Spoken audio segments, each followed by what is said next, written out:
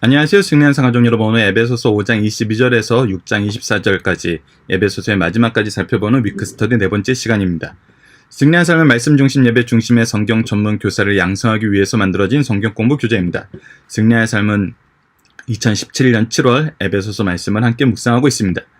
승리한 삶은 발행이신 박유일 목사님의 구속서로 조망한 성경 연속 강해집을 통해서 편집이 되어 있습니다. 최근에 저희들 소선지서가 완간된 것을 알려드립니다. 자, 저희들 오늘 위크스터디를 통해서 이제 에베소서의 마지막 부분을 정리하게 됩니다.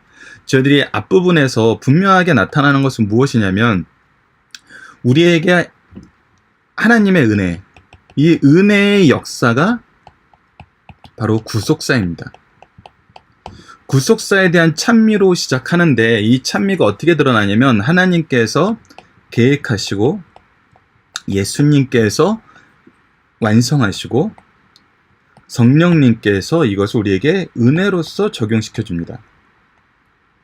결국 이 모든 것이 은혜 안에서 이루어진 거예요. 하나님의 사랑의 결과예요. 이것을 통해서 우리가 무엇을 깨닫게 되냐면 이 구속사 안에서 구속사를 깨닫는데 가장 핵심적인 것이 무엇이냐면 바로 예수 그리스도예요. 그래서 예수 그리스도를 아는 지식이 예수 그리스도께서 이 땅에 오신 이유와 이 땅에서 하신 일 그리고 이 이후에 성령을 통해서 우리에게 약속하신 그 모든 것을 아는 지혜가 바로 이 하나님의 은혜의 역사인 구속서를 바로 깨닫게 하고 그 안에서 교회를 통해서 만물을 충만하게 하는 충만함으로 우리가 사역을 하게 된다는 것입니다. 그래서 이 앞부분은 은혜의 장이에요. 은혜를 우리에게 가르쳐줘요. 그러면 이 두 번째 부분에서는 은혜 안에서 질서가 무엇인지 우리에게 보여줍니다. 자, 은혜 안에서 질서를 가르쳐줄 때 우리의 먼저 신분의 변화를 얘기했어요. 우리가 이제 어떤 사람이 됐나? 은혜로 인해서 우리가 어떤 사람이 되었는가? 그래서 이것을 우리가 윤리라는 내용으로 살펴봤습니다.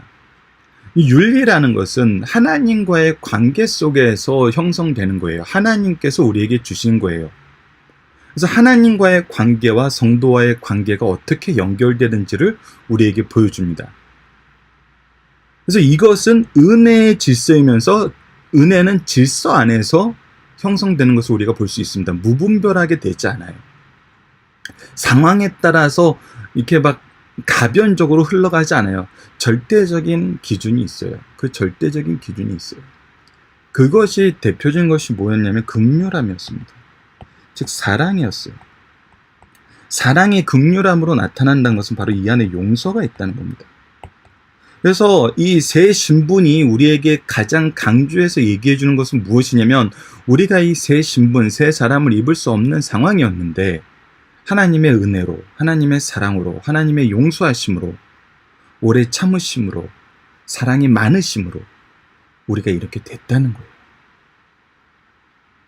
자, 그 안에서 이제 우리에게 좀 더 구체적인 내용들로 교훈을 주는데 그것이 무엇이냐면 바로 가정 안에서 부부, 자녀, 그리고 사회에서 종의 모습, 그리고 영적 전쟁입니다. 여러분, 우리가 이것을 좀 따로 생각하게 되는 경우가 많이 있는데 우리가 뒷부분, 이번 주 본문 말씀의 제목들을 통해서 그 부분을 좀 더 구체적으로 살펴보도록 하겠습니다. 여러분들, 이 부부, 자녀, 종에서 나타나는 것 중에 가장 대표적인 것이 뭐냐면 복종, 순종입니다. 분명히 복종의 대상, 순종의 대상이 있어요. 근데 이 복종과 순종이 있다면은 동시에 무엇도 있어요? 예. 통치와 명령이 있어요. 이 관계를 우리가 바로 이해해야 돼요. 이것을 또 통치, 명령, 복종, 순종하니까 이것을 또 지금까지 우리가 앞부분에서 1장에서 4장까지 5장 21절까지 그렇게 열심히 살펴봤던 은혜와 질서를 배제하고 이것을 이제 싹 가리고 일반적인 사회에서 얘기하는 통치, 명령, 복종, 순종을 얘기를 해요.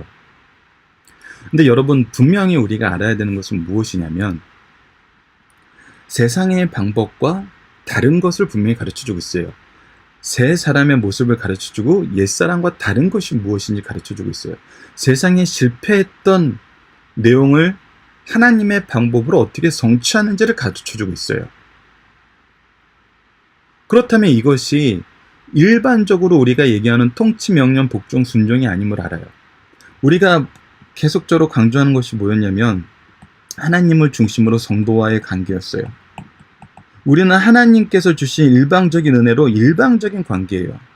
그 은혜를 일방적으로 베푸는 관계예요. 우리가 값없이 받고 값없이 주는 관계예요. 기브 앤 테이크가 아니에요. 하나님이 계시기 때문에 우리는 값없이 받았고 값없이 줘요. 그렇기 때문에 우리는 항상 누구만 바라보고 사냐면 하나님만 바라보고 살아요.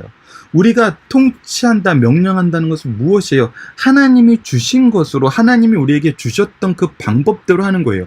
내 방법이나 내 생각이나 내 판단이 아니에요. 거기에 내가 없어요. 하나님의 생각, 하나님의 판단, 하나님의 이끄심이 있어요.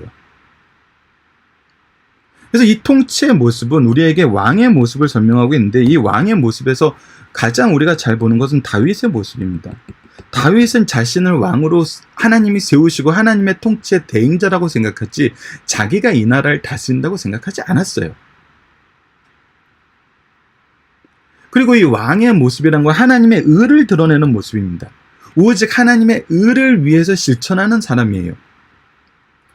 여러분, 여기서 우리가 수요일의 문답에서 강조했던 부분인데 다시 한번 정리를 해봅시다. 우리가 하나님의 형상으로 지음받았다는 것은 그 안에 무엇이 있냐면 하나님의 지혜와 하나님의 거룩함과 하나님의 의가 있는 거예요. 지혜는 하나님의 뜻을 아는 거예요. 하나님의 생각과 우리의 생각이 일치되는 거예요. 그래서 선지자로서의 삶을 사는 거예요. 우리가 하나님의 형상으로 창조받았다는 것은 바로 이 내용이 있어요. 그리고 하나님의 거룩함이라는 것은 하나님과 함께 하는 거예요. 하나님의 거룩함에 인치심을 받는 거예요. 하나님께 나아가고 싶어하는 마음이에요. 그것이 바로 제사장이에요. 항상 예배 중심의 삶을 살게 되는 거예요. 하나님의 의라는 것은 무엇인가? 하나님의 통치를 대행하는 거예요. 하나님의 일하심을 대행하는 거예요. 그래서 이것이 왕이에요. 그래서 하나님의 형상으로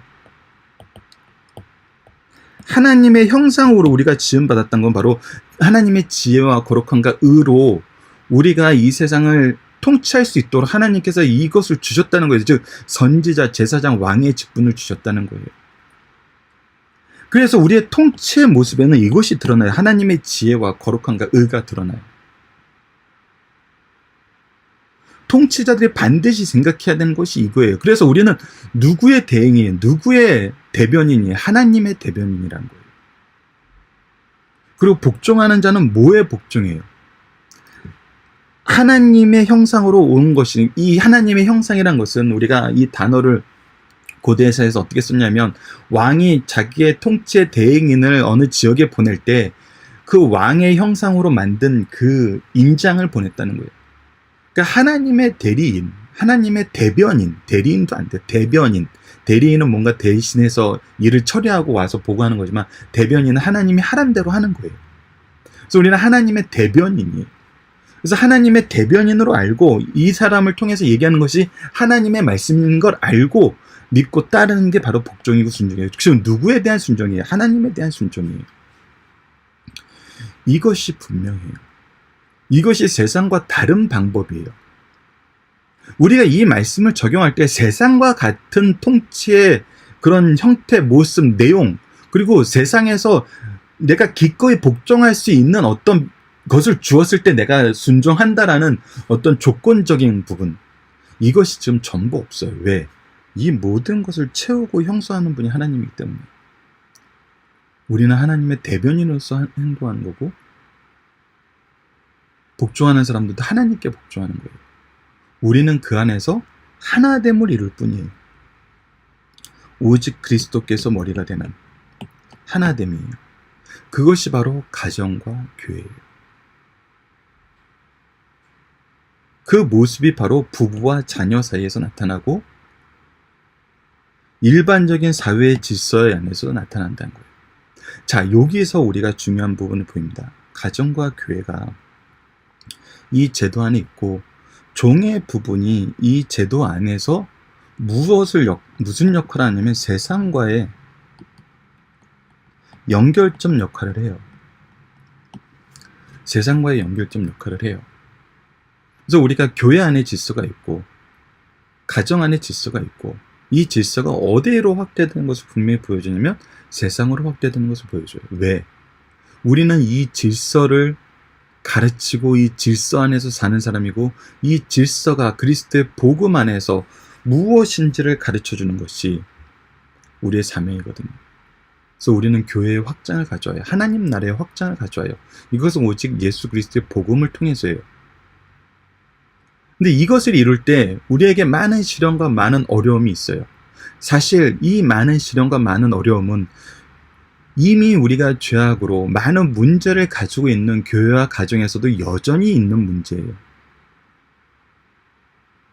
그럴 때 우리에게 주신 것이 바로 하나님의 영적 무장이에요. 이것은 이사야서에 나타나는 말씀의 인용인데 하나님이 우리를 구원하실 때 나타났던 하나님의 모습을 얘기해요. 즉 하나님의 형상을 얘기해요. 그 형상을 우리에게 어떻게 해준 거예요? 우리에게 주신 거예요. 하나님이 쓰시던 그것을 우리에게 주신 거예요.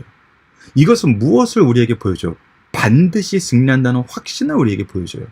하나님이 이것으로 이미 죄악을 이기셨어요. 승리하셨어요. 그리고 이제 그것을 우리에게 있게 하세요. 우리가 하나님의 은혜 안에서 이 질서로 승리하게 된다는 거예요. 하나님의 방법으로 하나님의 것으로 반드시 승리하게 된다는 겁니다. 이것이 우리가 승리하겠는 삶을 살게 되는 이유라는 겁니다. 이 내용을 우리가 이번 주에 살펴봅니다. 그리고 여러분들 다른 주와 다르게 이번 달 마지막 부분 월요일 말씀이 이번 주에 그냥 포함이 되어 있습니다. 그래서 위크 스터디는 다음 달 교재 7월 달 창세기에서 창세기 위크 스터디로 여러분께 소개되게 됩니다. 이 부분 여러분들 미리 양해 부탁드리고요. 저희들이 그래서 주일날에 아마 이 31일 말씀이 업로드되고 월요일날 위크 스터디가 업로드되게 될 것입니다. 다음 주에는요. 그래서 우리가 이번 주에 함께 묵상할 내용은 뭐냐면 하나님이 세우신 질서가 참된 질서임을 우리가 어떻게 확인합니까? 여러분 승리하는 사람 리더분들이 이거 미리 한번 보세요. 하나님이 세우신 질서가 참된 질서임을 우리가 어떻게 확인해요? 바로 하나님이 주신 이 영적 무장으로 무장한 사람들, 그 하나님의 통치 질서 안에서 이 통치와 복종 안에서 하나 된 사람들, 이런 교회와 이런 가정과 이런 사회가 여러분들 실패하는지 한번 보세요. 우리가 실패할 때는 바로 하나님의 방법을 따르지 않았을 때예요. 우리가 패배할 때는 하나님의 방법을 따르지 않았을 때예요. 우리가 하나님 방법대로 하는데 실패하나 패배하나 한번 보세요. 이것을 통해서 이것이 참된 질서임을 우리는 확인하게 돼요. 저는 본 적이 없습니다. 저는 본 적이 없어요. 가정의 통치를 하나님의 은혜와 사랑과 용서 안에서 말씀과 기도와 예배로 이루어지는 가정들이 한 번도 불남과 미움과 다툼 속에서 헤어나오지 못하는 상황을 본 적이 없습니다.